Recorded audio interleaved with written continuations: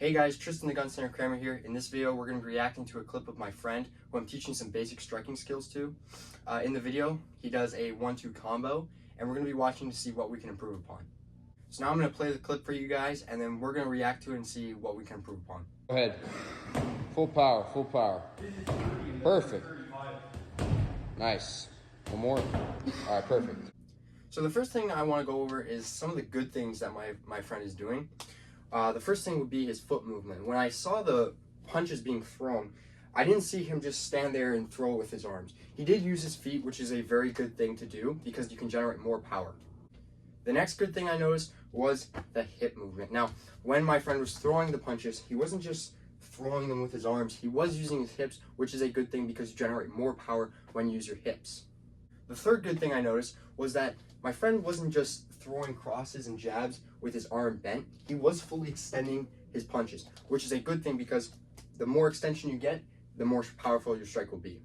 The next good thing I noticed, and I haven't actually covered this, is the bag that my friend was punching was a little bit shorter than him. So I did see some level change, and we're going to cover that a little bit more later, but that is also a good thing that he did.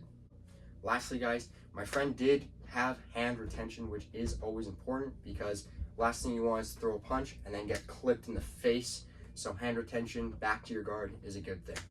All right, guys, now we're going to cover some of the things that my friend could improve upon when throwing punches. So the first thing I noticed, this is the thing that stuck out to me right away, was that my friend didn't really move his head when he was throwing these punches. He was throwing them very, very straight up and didn't move his head off the center line very much. If you keep your head here in the center line and just throw punches, your opponent's going to read that, and then eventually he's just going to throw a cross or a jab or something straight down the pipe, and you're going to eat it.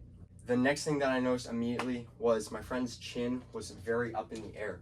Now, I'm going to cover a video about where to attack, but let's cover that quickly right now.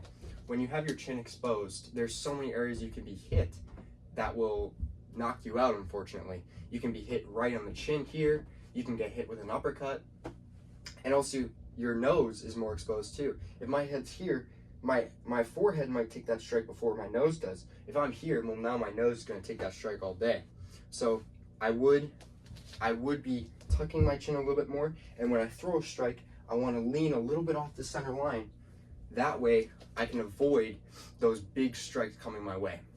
So as I mentioned before, my friend did have hand retention, but it was a little bit slow. You don't want to have slow hand retention because if you do something like this, or like what I noticed where he'd throw a cross and then his hand would kind of come down here, the reason that's bad is because if I throw a punch and my hand's here, what's open? My whole face. And if I have my chin up like he did in the video, it makes it more dangerous.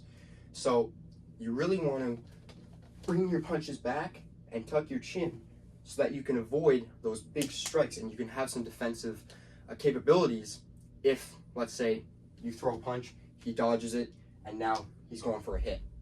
So fast hand retention. Another thing that my friend didn't do on the punches was he didn't breathe on the punches. Breathing's super important because it makes your punches a little bit snappier, and in my opinion, makes you hit a little bit harder. One thing my friend did good was he did use his feet. He wasn't just planted like this and didn't just throw with his arms.